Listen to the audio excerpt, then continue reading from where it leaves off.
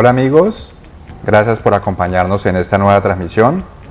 Hoy vamos a hablar sobre trastorno de pánico. Entonces, primero voy a definir qué es el trastorno de pánico. Entonces, el trastorno de pánico es la presencia de ataques de pánico, que ya los describo, acompañado de una preocupación, sí, como a preocuparme o anticiparme a qué tal que me presente otro ataque, qué pasa si me da otro ataque, o estar preocupado por las consecuencias del ataque, qué tal que me vuelva loco, que me muera, que me dé un infarto.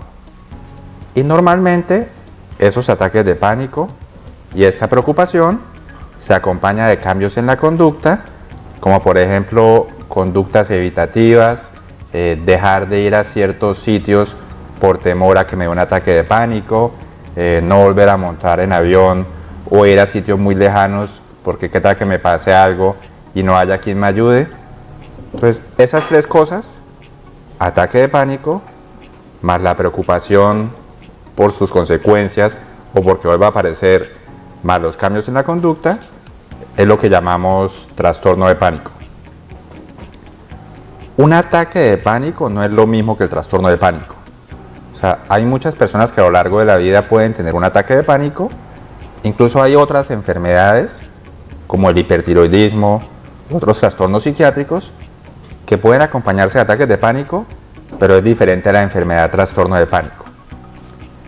Ahora les voy a explicar qué es un ataque de pánico. Un ataque de pánico es una sensación súbita de ansiedad o miedo. Usualmente dura pocos minutos o máximo una hora.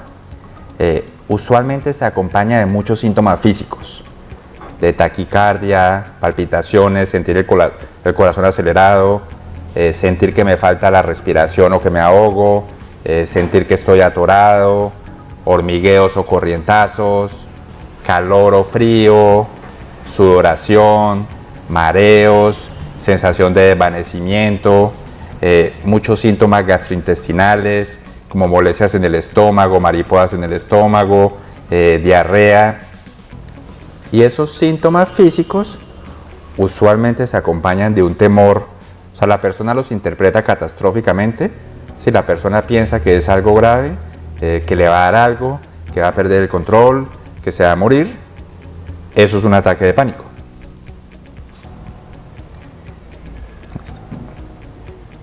Les voy a hablar de la epidemiología del trastorno de pánico. Bueno, en promedio, 5% de las personas en algún momento de la vida son diagnosticadas o tienen un trastorno de pánico. Es 2 veces más frecuente en las mujeres que en los hombres. Entonces, en las mujeres, a lo largo de la vida, 5%, y en los hombres, la prevalencia es de 2,5%. 30% de las personas a lo largo de la vida pueden tener un ataque de pánico, pero como les decía, no es lo mismo que el trastorno de pánico. Es una enfermedad, bueno, en términos generales puede comenzar incluso desde la adolescencia, pero la edad promedio en que aparece es alrededor de los 24 años, pero igual puede aparecer antes o puede aparecer después. Es una enfermedad que casi siempre, especialmente cuando no es diagnosticada y cuando lleva varios años presentes, casi siempre se acompaña también de depresión o casi siempre se acompaña de otros trastornos de ansiedad. Y otra complicación frecuente o comorbilidad frecuente del trastorno de pánico es que muchas personas comienzan a tener problemas de consumo de alcohol o automedicarse con diferentes medicamentos o sustancias, incluso sustancias homeopáticas, pues que muchas veces pueden llegar a ser perjudiciales. Aquí hay un tema asociado al trastorno de pánico que es la agorafobia. No todas las personas con trastorno de pánico tienen agorafobia. Entonces les voy a explicar qué es agorafobia. La agorafobia es sentir mucha ansiedad y evitar cualquier situación relacionada donde yo piense que no vaya a haber una ayuda disponible o donde yo piense que me va a dar un ataque de pánico y que no puedo tener salida o escape, ¿sí? Entonces, por ejemplo, algunas personas con trastorno de pánico dejan de ir a sitios con mucha gente, dejan de ir a sitios encerrados, dejan de montarse en aviones, dejan de viajar, no salen lejos de la ciudad por estos miedos o temores. Entonces todas esas conductas evitativas que realmente son muy limitantes es lo que se conoce como agorafobia. Bueno, ¿cuál es la causa del trastorno de pánico? Realmente es muy similar a la mayoría de trastornos mentales. O sea, tiene un componente genético que aproximadamente es el 40% de la causa de la enfermedad. Tiene un componente ambiental y este componente ambiental puede ser de dos tipos. Puede ser ambiente en la infancia, o sea, por ejemplo, el maltrato, el abuso, la violencia intrafamiliar, eso también aumenta el riesgo de la enfermedad, o puede ser ambiental ya en el presente, que son mis hábitos, mi estilo de vida, qué tanto consumo cafeína, alcohol, sustancias, si hago ejercicio, cuántas horas trabajo, problemas que tenga. Todo ese ambiente, pero con la predisposición, es lo que hace que una persona pueda tener ataques de pánico o trastorno de pánico.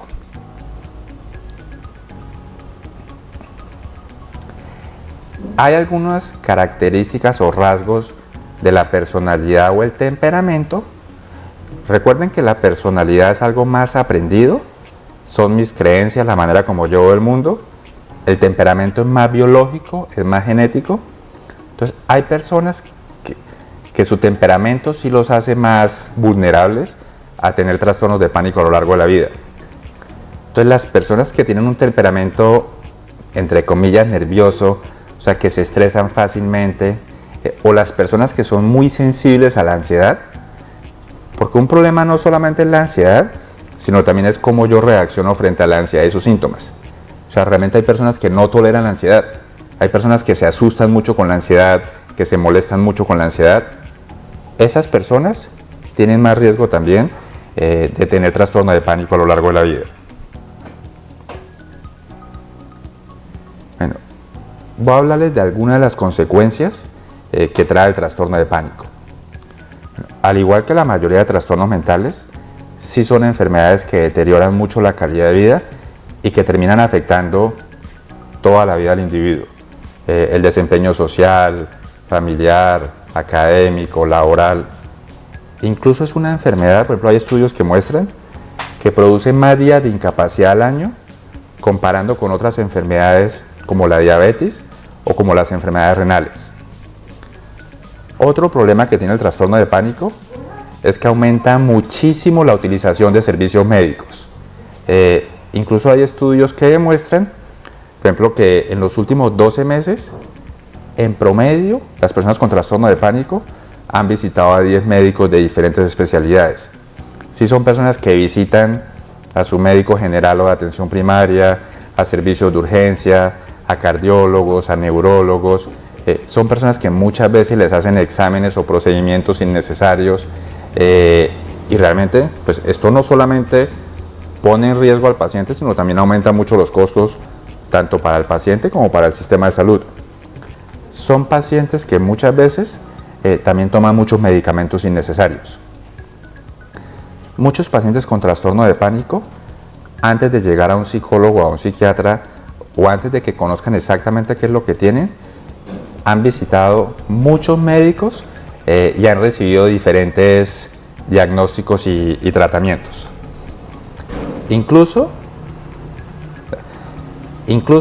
o sea, a veces el diagnóstico se puede tardar hasta 10 años. El problema es que muchos de estos pacientes consultan es por los síntomas físicos, ¿sí? Sea por la taquicardia, por la sensación de falta de aire, por los hormigueos, por los mareos. Y lamentablemente muchas veces el médico se centra solamente en ese síntoma y no interroga otros síntomas o no pregunta por la ansiedad, por la preocupación, por los pensamientos, por la conducta. Entonces por eso muchas veces tarda tanto tiempo en ser diagnosticada y tratada correctamente. Bueno, ¿cómo es la evaluación de una persona con trastorno de pánico? Bueno, lo primero es hacer una evaluación médica, o sea, una historia clínica completa, incluyendo los síntomas psiquiátricos.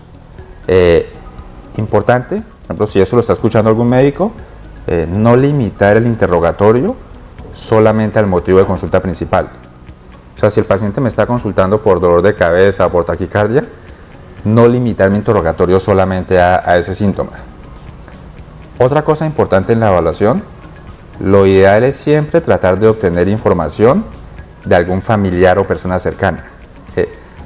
No porque el paciente diga mentiras, sino que realmente muchas veces uno mismo como paciente, a veces uno no es consciente o no percibe muchas cosas que un ser querido sí puede percibir. Por eso es tan importante contar con las dos fuentes de información. Lo otro, en términos generales, a la mayoría de pacientes con trastorno de pánico, sí es importante mirarles cómo está funcionando la tiroides, que eso se hace en un examen sencillo en sangre que se llama TSH. Esto es porque el hipertiroidismo puede producir síntomas similares a los del trastorno de pánico. Pero realmente otros exámenes de sangre, electroencefalograma, TAC o resonancia, en la mayoría de los casos son completamente innecesarios. O sea, uno solamente los pide en situaciones muy específicas o entre sospechas muy inespecíficas, pero casi siempre son cosas innecesarias. Hay ciertos instrumentos que para un médico o un psicólogo son útiles para evaluar, por ejemplo, cómo es la evolución del paciente a lo largo del tratamiento. Por ejemplo, hay un instrumento que se llama la escala de severidad del trastorno de pánico, que se consigue gratis en internet. Es un instrumento que evalúa qué tan frecuentes son los ataques, qué tan severos son, qué tanta ansiedad anticipatoria tiene la persona, qué tanto evita situaciones o deja de hacer cosas por temor a los ataques de pánico, qué tanto evita ciertas sensaciones corporales y cómo reacciona ante ellas, qué tanto la enfermedad está alterando su vida. Idealmente es mejor cuantificarlo, pues para hacer una evolución más objetiva, e instrumentos como este nos ayudan a esto.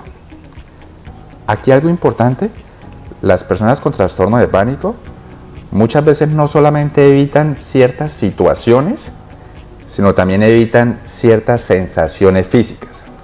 Entonces, por ejemplo, a veces dejan de hacer ejercicio pues por no experimentar taquicardia, palpitaciones o sensación de falta de aire.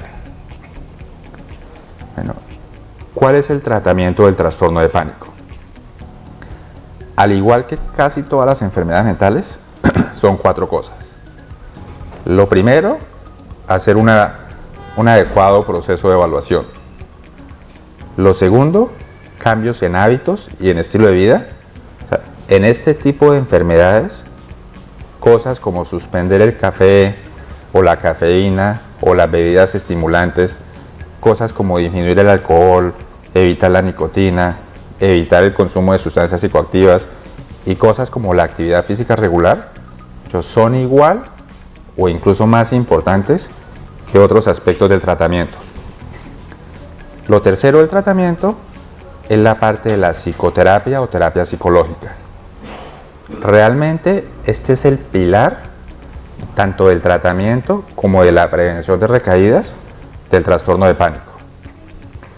De todos los tipos de psicoterapia que hay, la que tiene más estudios y más evidencia es una psicoterapia que se llama cognitivo-conductual.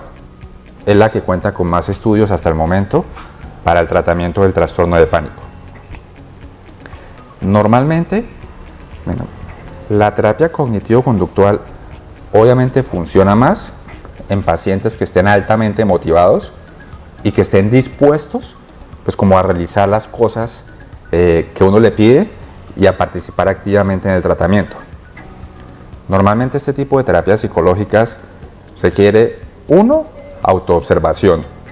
O sea, uno le enseña al paciente a que aprenda a observar y ser consciente de sus sensaciones físicas, de su ansiedad, de cómo reacciona ante ellas, de cómo está interpretando sus sensaciones físicas, que usualmente son interpretaciones de tipo catastrófico, de cuáles son las conductas que tiene frente a esas sensaciones físicas, ¿sí? O conductas como preguntarle a muchas personas por diferentes temas, buscar en internet causas de taquicardia, buscar en internet cosas sobre los medicamentos, o las conductas evitativas, ¿sí? Dejar de ir a ciertos sitios. Todo eso es como el primer paso, o sea, pedirle al paciente que observe eso y que sea consciente de eso. Lo segundo que uno pues, espera de este tipo de tratamientos es que el paciente aprenda y ponga en práctica, no solamente cuando se esté sintiendo mal, sino de manera regular, pues como los diferentes ejercicios o tareas que se enseñan en la terapia cognitivo-conductual. Les voy a dar un par de ejemplos. Pueden ser ejercicios de respiración, de relajación, como les decía, ejercicios de observación, ejercicios de ser consciente de sus pensamientos e interpretaciones, o sea, de ver cómo ante un síntoma físico, voy a poner el ejemplo de la taquicardia o la sensación de falta de aire, cómo tienen interpretaciones, sí, de qué tal que me muera, qué tal que me dé un infarto, qué tal que me vuelva loco, que el paciente sea consciente de eso e idealmente ayudarlo a corregir esos pensamientos, pues por pensamientos más objetivos y más neutros.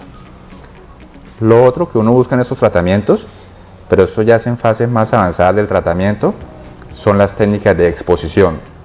O sea, es que el paciente aprenda a exponerse a la ansiedad, que incluso aprenda a exponerse a las sensaciones físicas, hecho para que le pierda miedo a la ansiedad, o sea, para que se dé cuenta que la ansiedad, hecho que no se va a morir ni se va a volver loco. Estos ejercicios de exposición muchos requieren un compromiso muy alto por parte del paciente.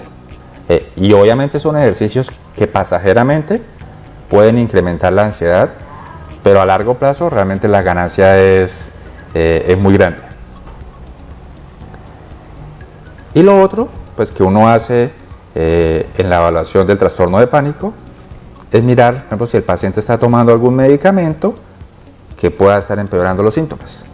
Por ejemplo, hay medicamentos como la metoclopramida o Plavix, algunos analgésicos, sobre todo los derivados de la morfina, como el tramadol, la codeína, algunos medicamentos para el tratamiento del asma, como algunos broncodilatadores, el salbutamol, algunos medicamentos para la tensión, pueden producir muchos síntomas de ansiedad. Entonces, dentro del proceso de evaluación, todo esto es importante tenerlo en cuenta. Entonces, los invitamos pues, a que sigan viendo nuestros videos y más adelante publicaremos tanto en nuestra página de Facebook como en nuestra página de Mente Aprende, pues ya técnicas más específicas para aprender a manejar y a lidiar con el trastorno de pánico.